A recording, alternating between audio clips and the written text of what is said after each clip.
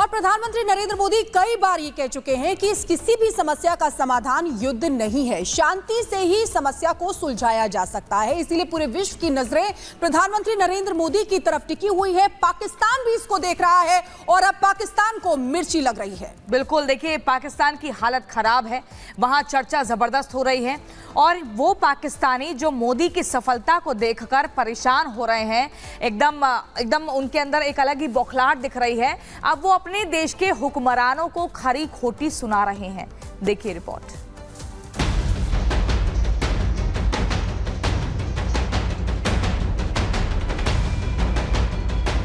रूस यूक्रेन जंग के बीच में पीएम मोदी के दौरे की पाकिस्तान में खूब चर्चा हो रही है। पाकिस्तानी लोगों का भी ये मानना है कि सिर्फ मोदी ही इस जंग को रुकवा सकते हैं।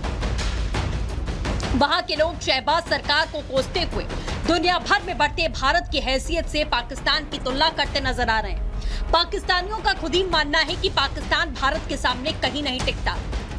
अमेरिका की तरफ से, यूएस की तरफ से प्राइम मिनिस्टर नरेंद्र मोदी को बहुत जोर दिया जा रहा है कि इस जंग को रुकवाएं, क्योंकि इसमें यूएस का और यूक्रेन का बहुत बड़ा नुकसान हो रहा है, बहुत ज्यादा नुकसान। तबाही उनका यूक्रेन तो तकरीबन आधा उन्होंने तबाह कर दिया हुआ है, इतनी बमबारी हुई है। यूएस इस चीज को लेकर परेशान है, वो जंग बंदी के ऊपर कोशिश कर रहा है कि प्राइम मिनिस्टर नरेंद्र मोदी को बीच में लाया जाए और जंग को बंद करवाया जाए।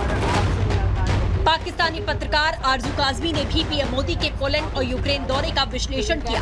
आरजू काज़मी ने खुलकर कहा कि जंग के बीच ऐसा दौरा कर मोदी ने दिखा दिया कि भारत अपने स्टैंड पर कायम है।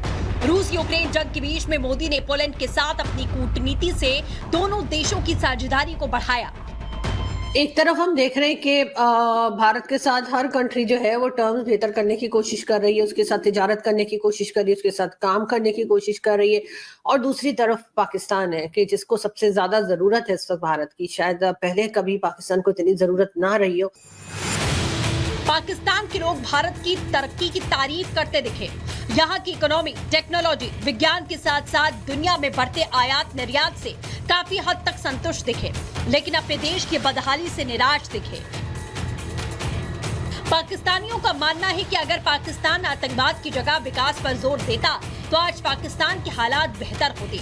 पाकिस्तानी नागरिक दुनिया भर में चल रही जंगों के बीच भारत के न्यूट्रल स्टैंड की तारीफ करते दिखे। दुनिया में 9 सुपर पावरें जंग लड़ रही हैं और एक पावर ऐसी है कि जो जंग नहीं लड़ रही, सबके साथ अपने तल्लुकात बेहतर कर रही है। वो कौन है? वो प्राइम मिनिस्टर नरेंद्र मोदी है, वो हिंदुस्तान है। अब जब अमेरिका से किसी मुल्क के बारे में उससे दोस्ती नहीं करवाई जा रही या जंग नहीं रुकवाई जा रही, तो उसके लिए प्राइम मिनिस्टर मोदी के तरले मिन्नत किए जाते हैं कि आप प्लीज जाएं।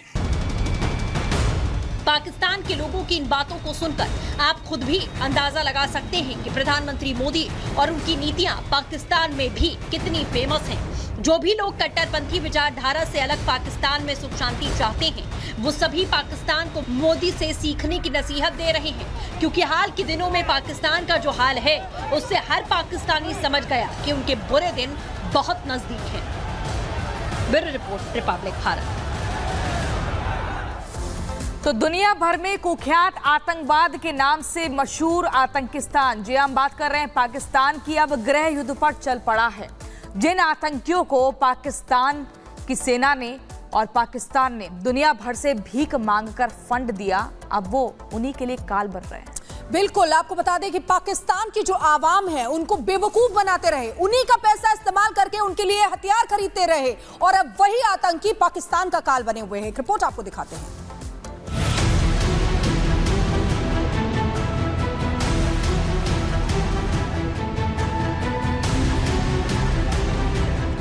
दुनिया भर में आतंकवाद के लिए कुख्यात आतंकिस्तान अब गृह युद्ध की राह पर चल रहा है। जिन आतंकियों को पाकिस्तान ने पाला पोसा, दुनिया भर से भीख मांगकर उन्हें फंड दिया, जनता के हित के पैसों से उनके लिए हथियार खरीदे, अब वही आतंकी पाकिस्तान के लिए काल बन गए हैं। हालात ये है कि बांग्लादेश की तरह पाकिस्तान में भी कभी सुप्रीम कोर्ट पर हमला होता है तो कभी पुलिस के जवानों पर गोलीबारी। पाकिस्तान ने आज बलूचिस्तान खैबर पख्तूनख्वा में जो आग लगाई, अब वो आग कराची से होते हुए पंजाब प्रांत तक पहुंच चुकी है, जिसकी एक झलक आज रहीम यार खान जिले में दिखी। यहाँ कुछ हथियारबंद लोगों ने पुलिस अफसरों पर हमला बोल दिया। इस दौरान पुलिस अफसरों की गाड़ियों पर जमकर गोलीबारी हुई। घटना के दौरान पाकिस्तान पुलिस के करीब 12 जवान मारे गए, जबकि 8 जवान गंभीर रूप से घायल हो गए। इन घायलों में एक अफसर के हालात काफी क्रिटिकल बताए गए हैं। बहुत बड़ा सान्या हुआ है जी। 12 शहादतें हमारी और 7-8 लोग जख्मी हैं। उसमें आपने सारों की हालत देख ली है। एक हमारा क्रिटिकल है, बाकी है माशाल्लाह स्टेबल हैं अभी। और डीपीओ साहब, एएसपी साहब अभी वहाँ पे कच्चे के इलाके में हैं। पाक पुलिस फोर्स पर हुए हमले से पूरे पाकिस्तान में हड़कंप है। राष्ट्रपति आसिफ अली जरदारी सहित प्रधानमंत्री शहबाज शरीफ ने पूरे मामले की जानकारी ली। इस दौरान पाकिस्तान के नेताओं ने इस घटना की निंदा की, लेकिन अब इस निंदा का फायदा क्या है, क्योंकि पाकिस्तान वही फसल काट रहा है जिसे उसके पूर्वजों ने बोई थी। पाकिस्तान अब उसी जाल में फंस गया है जिसे उसने अपने पड़ोसी देशों को फंसाने की कोशिश की। पाकिस्तान ने अफगानिस्तान में तालिबान की वापसी के लिए मदद की, लेकिन जब तालिबान सत्ता में आया तो उसने पाकिस्तान के लिए मुसीबत खड़ी कर दी।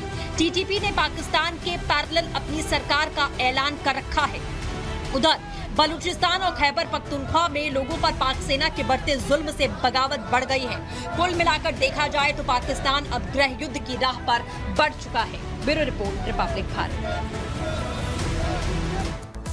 और इसी बीच एक बड़ी खबर आपको बता दें, जर्मनी के सोलिंगन शहर में सार्वजनिक समारोह में चाकूबाजी की वारदात, की मौत और 4 घायल बताए जा रहे हैं। बिल्कुल, और देखिए हमलावर की अब तलाश भी लगातार जारी है। जर्मनी में सार्वजनिक समारोह में चाकूबाजी की वारदात सामने आती है, ये बड़ी खबर है। किसकी साजिश है? चाकूबाजी से दहशत फैलाने का प्रयास आखिर किसने किया? उन हमलावरों की प्रयास चल रही है, उनको ढूंढने का प्रयास चल रहा है, लेकिन अभी तक हाथ नहीं लगे हैं। इस पूरे चाकूबाजी की वारदात में आपको बता दें 3 लोगों की दर्दनाक मौत हो चुकी है, 4 लोग गंभीर रूप से घायल हो गए हैं। चाकूबाजी से दहशत का माहौल बनाया गया, लेकिन कौन है इस साजिश और वारदात के पीछे, ये एक बड़ा सवाल है।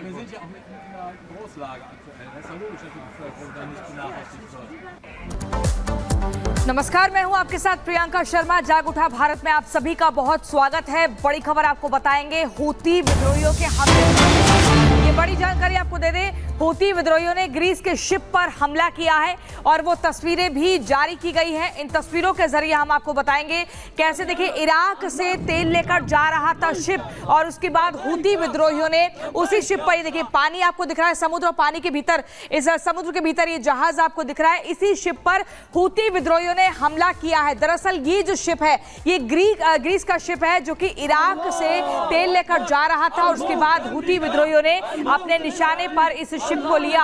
हूती की हिमाकत की बात देखिए, पलटवार की अब बारी है, क्योंकि जो हूती विद्रोहियों ने किया है उसके बाद अब किस तरीके से पलटवार होता है ये देखने वाली बात होगी। लेकिन ये तस्वीरें आप देखिए, ये हूती विद्रोहियों के द्वारा ही जारी की गई है। समुद्र में आप देख रहे हैं ये शिप जो कि इराक से तेल लेकर जा रहा था, इसकी जानकारी हूती विद्रोहियों को लग जाती है, जिसके बाद पूरी एक स्ट्रेटेजी के साथ इसी शिप पर हमला किया जाता है। और आप देखिए कैसे आग की लपटें, धुएं का गुब्बार उठ रहा है। अंदाजा लगाया जा सकता है कि भयंकर और भीषण ये हमला है। हूतियों ने कैसे ग्रीस के शिप को निशाने पर लिया, वो भी तब जब वो इराक से तेल लेकर वापस जा रहा था। इसी बीच ये हमला किया जाता है। समंदर में शिप आपको दिख रहा है, लेकिन यहाँ पर हूतियों की तरफ से हमला किया जाता है और फिर इस हमले की जिम्मेदारी लेते हुए ये तस्वीरें भी जारी की जाती हैं।